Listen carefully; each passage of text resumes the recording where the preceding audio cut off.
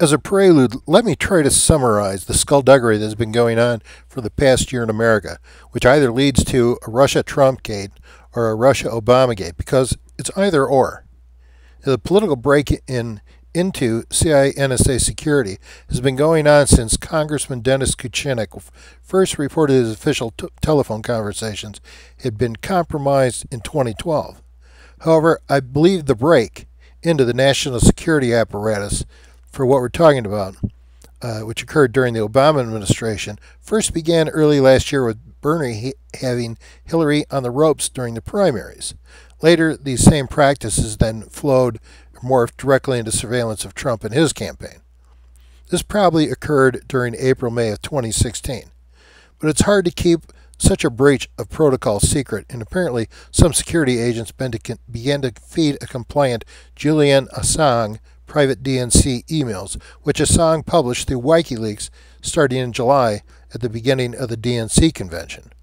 The result was the Democratic Party imploded, and the Bernie protesters held their own convention in FDR Park on the west side of Broad Street across from the Wells Fargo Center, as I reported in July. It was clear to the DNC their system had been hacked because just prior to the convention, Seth Rich, who ran the DNC servers, was assassinated after being severely beaten, but not robbed, a block from his Washington, D.C. home.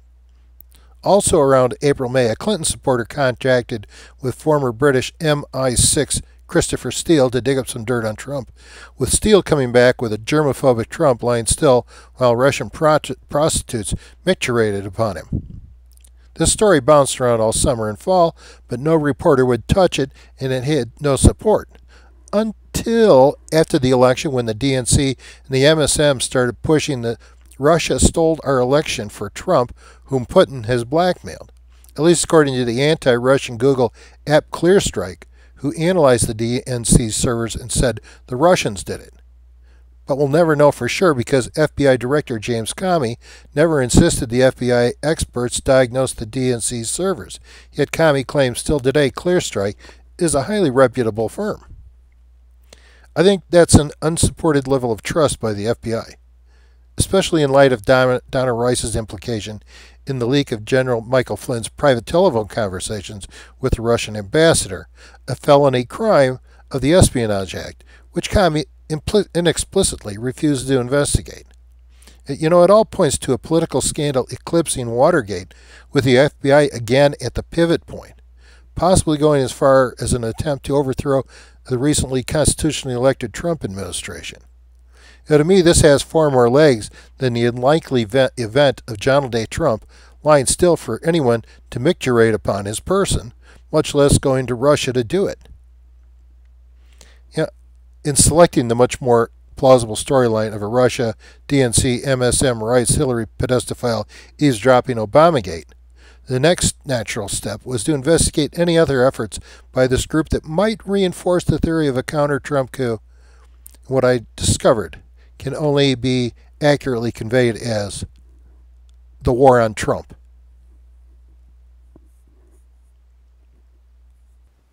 In a world where people think and say what they see and hear, welcome to the Daily Lie of Omission. This is part 2 of my 3-part series on Stage 2 of our revolution, and if you'll recall, in part 1, I explained the how and why the replacement government, in this case the Trump presidency, which began on January 20th, 2017, is historically predestined to fail for 3 primary reasons, being 1, the replacement government's unfamiliarity with governing; 2, its intention to take the failed government, which the replacement government just defeated because of its systemic failure, and its attempt to make it work; by 3, bringing in new people, never understanding where the bodies are buried and what is in reality has become an ad hoc government, which is being constantly undermined by holdovers from the previous failed government. I also reported the Trump administration wasn't really draining the swamp, but replacing the satanic global Davos reptiles with America First Judeo-Christian Goldman Sachs reptiles, a Hobbesian choice as illustrated in this cartoon, depicting the odds in a game of Russian roulette between the two camps. Now, the honeymoon of Trump's presidency, with what has become the lamestream media, or LSM, renamed following the MSM's disastrous attempt to destroy millennial legend PewDiePie, a.k.a. Felix Kjellberg, for supporting Trump during the election and his calling out CNN, Washington Post, New York Times, and the rest of the fake news Russiagate narrative for their duplicity. Their failure to slander PewDiePie only served to cement his following of 52 million millennials. Let me say that again. A following of 52 million millennials that distrust the LSM even more. And it's the fake news of Russiagate that Davos, or should I say Soros crowd, within our deep state supported consciously by the DNC, the Pedophiles, the Clintons, and every neocon nut job from right-wing nut John McCain, Lindsey Graham, Bill Kristol, and fiends to the liberal wingnut neocon Chuck Schumer and Adam Schiffless and a rejuvenated Barack Obama. In the middle of it all is Obama's FBI J. Edgar Hoover wannabe James Comey, phonetically and much more accurately spelled Commie, trying to play both sides against the middle, and probably out of self-preservation because he looks to be the linchpin between the dark side of our shadow government and, I don't know, viability, whose true extent was exposed by Julian Assange's WikiLeaks Vault 7 info release of just how far out of control domestic spying has become in the CIA and NSA. Because when you stop and think of it, you have to come to the realization that once a sociopath realizes he can blackmail almost anyone and he's untouchable, it's another half second before he's scheming to deprive every American whatever is left of our freedoms after 100 years of carving up our Constitution like a Thanksgiving turkey. So what has Trump been doing to fight back? Well, it's a bit under the radar, but from what I can see, he's working on weakening the Davos crowd of Clinton, Soros, Pedophiles by going after what I see as an underlying layer of sociopathic pedophilia criminals that infest our government today. You know, people like Denny Hassert and Jerry Sandusky are the tip of an iceberg of sexual depravity in the darkest halls of our government. I mean, where else are you going to find sociopaths that are so willing to be blackmailed and compromised than a bunch of pedophiles who by their very nature have absolutely no conscience or empathy for defenseless innocent children, much less anyone else? I mean, these are the very dregs of society, but they fit perfectly with George Washington's definition of the type of person attracted to the powers of government as cunning, ambitious, and unprincipled men. That's the clinical definition of an 18th century sociopath. It's not that Trump isn't fighting back, and he's a lot more organized than the lamestream media is ever going to let you know. In fact, they don't want you to know anything. But Trump is striking back with stunning victories, working from the outside in, weakening his opponents in anticipation of the kill. Case in point is a series of raids and arrests Trump has ordered against pedophilia and pimp sexploitation of women and children in America. A lot of people don't know it, but since January 27, 2017, the feds have arrested over 1,400 sexual predators and freed hundreds of women and children caught up in sex slavery from L.A. to Chicago to Philadelphia to New York, striking from the periphery of power centers of the Clinton Pedophiles, and prosecution is just ramping up. How big of an impact are the rest of 1,400 lowlifes and more to come? In all of 2016, under the Obama administration, there were only 400 arrests the entire year. I've got news for you, America. There's a new sheriff in town. It's going to get rougher.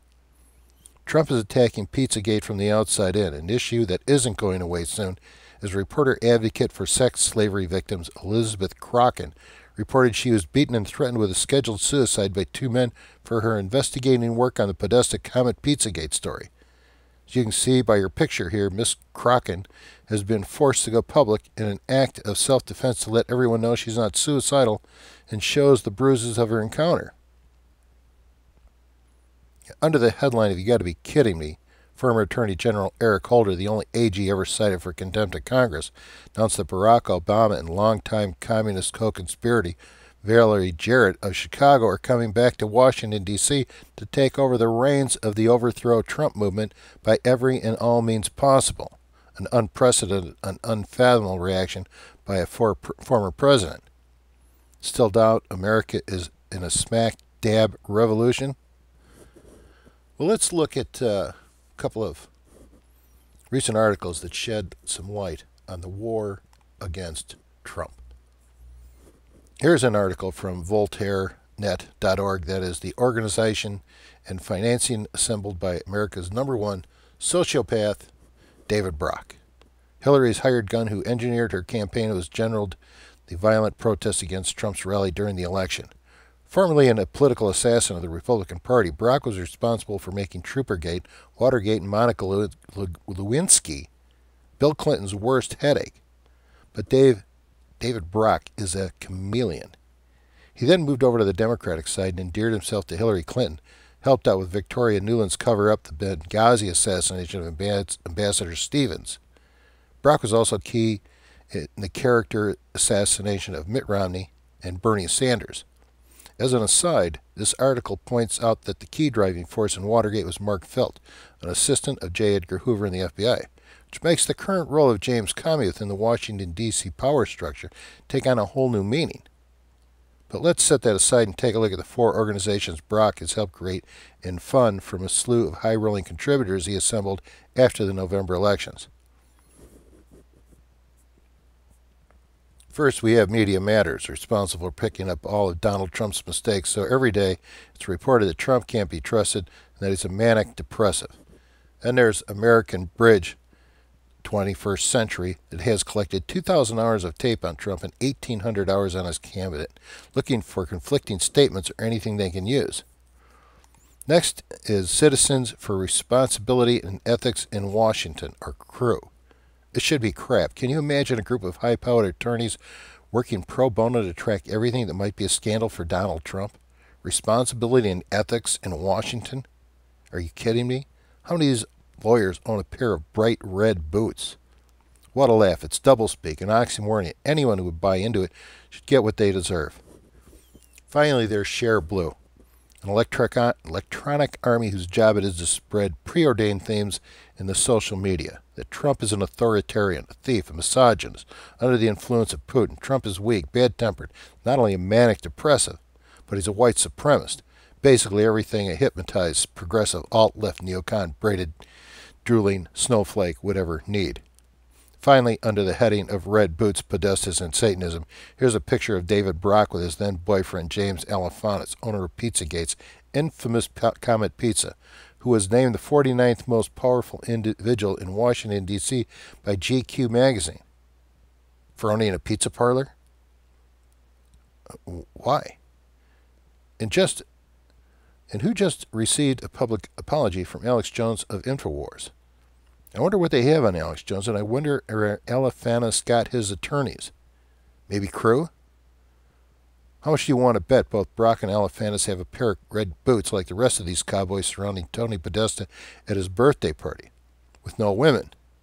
Because this is a photograph of America's most wanted satanic sociopaths and psychopaths. And just as a reminder, here's the picture and artist rendition of the ringleaders, the Podesta File brothers. Let's move over to two other articles. John Roberts and Pat Buchanan, two former Reagan administration commentators, both bring the chain of events and the role of Google's CrowdStrike webbing technology that everyone openly refers to as the means by which the hacking of the DNC WikiLeaks discovered and tracked back to Russia. These are the same DNC files the DNC refuses to let the FBI examine, yet James Comey calls Google's CrowdStrike technology trustworthy and established. In the same breath, Comey assures America there is no truth to President Trump's accusation of President Obama's wiretapping of both he and his staff, and while both anti-Trump and former head of the CIA, NSA, Mike Morrell, and James I. Lied to Congress Clapper say there's no basis to the Trump-Putin blackmail or compromise of Trump. There is no fire, no smoke, no spark, nothing. Yet there was a massive leak to the press regarding calls General Michael Flynn made to the Russian ambassador on December 29th when President Obama unilaterally ejected 35 Russian embassy personnel from America. Yet FBI Director Comey seems to have no interest in who released these wiretap conversations that are federal crimes with a 10-year prison sentence.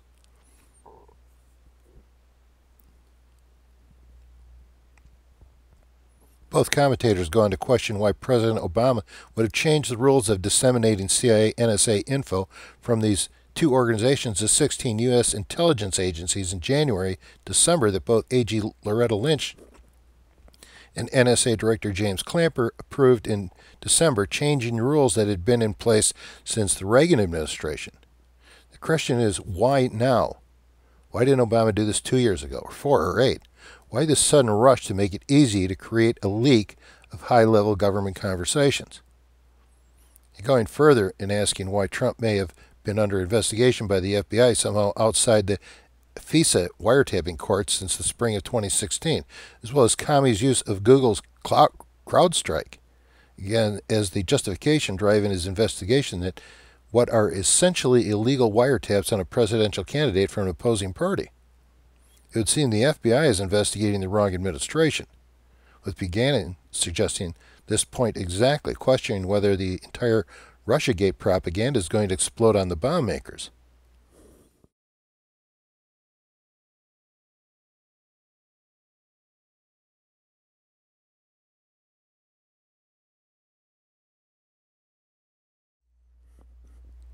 Who would have suspected that in less than 100 days of taking office, Donald J. Trump would surrender his presidency to the evil empire he defeated on November 8, 2016?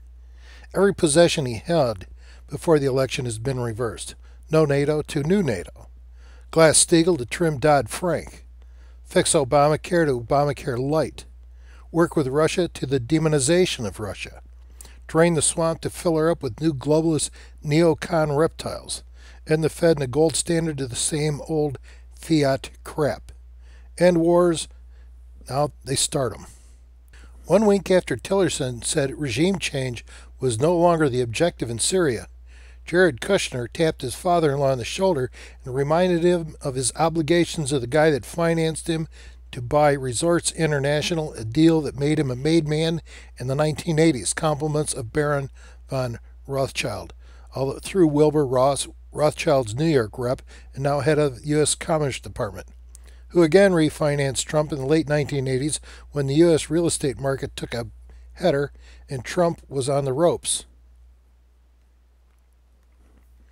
Steve Bannon is on the outs, and Kushner seems to have taken his place in Trump's guiding light. Bannon and Kushner are odds, with Kushner feeding his propaganda through Joe Scarborough of MSNBC, plunging a knife repeatedly in Bannon's back, which one would think would make Trump wonder just who exactly is on his side. I'm not sure how long Bannon will stick around, but he's got to have a threshold where it starts to work against him if he wants to make a comeback with someone else. Trump is declaring war all over the place without Congress, and if it doesn't work out, those are grounds for impeachment should he lose the midterms, which is quite possible the way he's being led around by the nose. It's a global Goldman Sachs deep state world that has just conducted a silent coup against America first, and the war is over. Trump has folded his tent and gone inside the deep state he reviled against for the past year, quietly and all too willingly.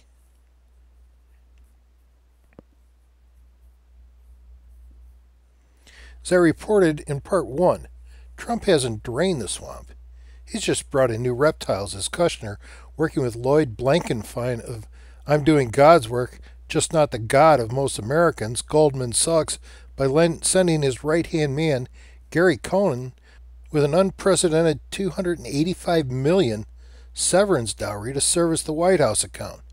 Coming with Cohn is Dina Powell, another Goldmanite Sachs, former Bush Light aide whose husband, Richard Powell, is president of the private wing of the Clinton Inc. Foundation, Teneo, with Doug Bank, Clinton's #1 bagman. Richard Powell is the guy who hired Huma Abedin for Teneo while she was working for Hillary at the State Department.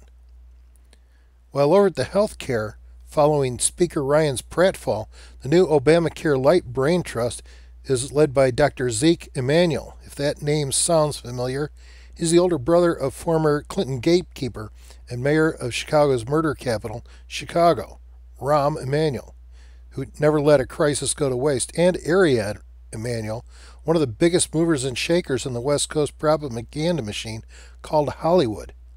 They're all Mossad. The entire family's Mossad, which is a bloodline. They only call Zeke Dr. Death because he's pulling for death boards in the new improved Obamacare Light.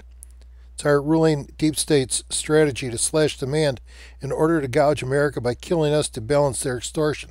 The hell with the supply side. Just make more Soylent Green. But don't forget the neocons in the military-industrial complex, because they want what they want, too.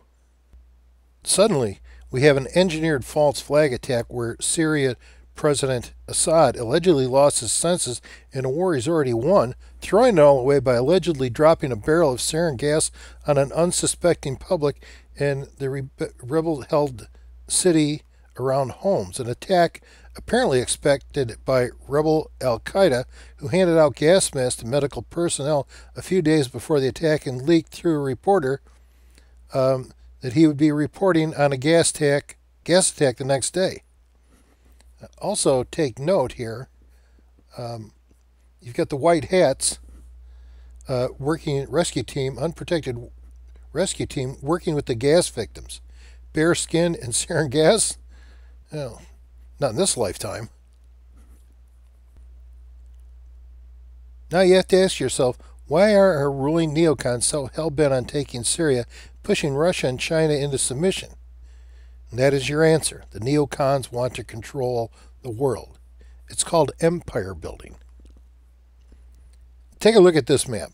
Syria has always been about a pipeline route from the Gulf to Europe. The winner having the power to run a line through Syria, which is the gateway to the Levant.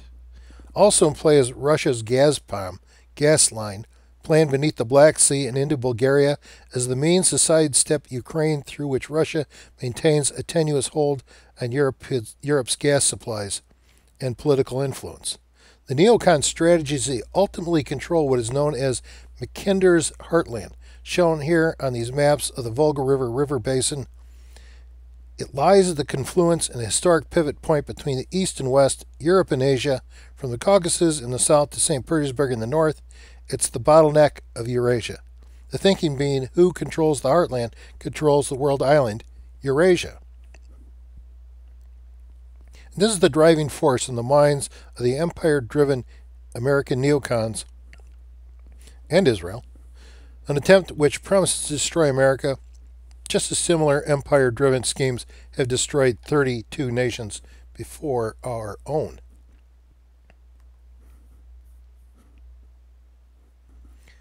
But forget the Ruskies. Dr. Pi is here to chew bubble gum and kick ass, and he's all out of bubble gum. This has caused Dr. Pizenik, or Dr. Pi, as they call him at the CIA, to explode on the Alex Jones show for not warning, but threatening Trump and his generals if they continue to pursue regime change in Syria. And Dr. Pi is no slouch. Prior to the election, claimed to represent a faction of U.S. intelligence that would stop Hillary from winning the presidency, and claimed it was his group, which hacked and released all the DNC's emails to Julian Assange and WikiLeaks, which you never hear through the regular press, but true. Dr. Pi has worked for 6 presidents since Nixon and is known as the psychiatrist to the CIA. Yeah, suck it up, snowflakes. I'll leave you here with this Monsanto moment. This is a picture of amaranth. The evil weed Monsanto has been trying to kill for decades, but which promises to bedevil and jam harvesting combines for centuries to come. Its most damning point is that the amaranth grain or seed is far more nutritious than either corn or beans and much easier to grow. As I mentioned in part 1 of this series, we don't live in a world that's been turned upside down. We live in a world that has been turned inside out. You'll definitely want to stay tuned for part 3 of this broadcast when I share with you who and what organizations will be playing a major role in deciding who wins our revolution. Until then, you can subscribe to these broadcasts by clicking on the blue button shown here on the YouTube screen on this page you're viewing right now. You can read more about the science of liberty and liberty legislation for free at scienceofliberty.us, and you can read this script at electanewcongress.com on the blog page. If you like the job I'm doing, buy a book or make a contribution at either of these 2 sites. Thanks for watching. I'm your host, William W. Faywell. Surf's up, America.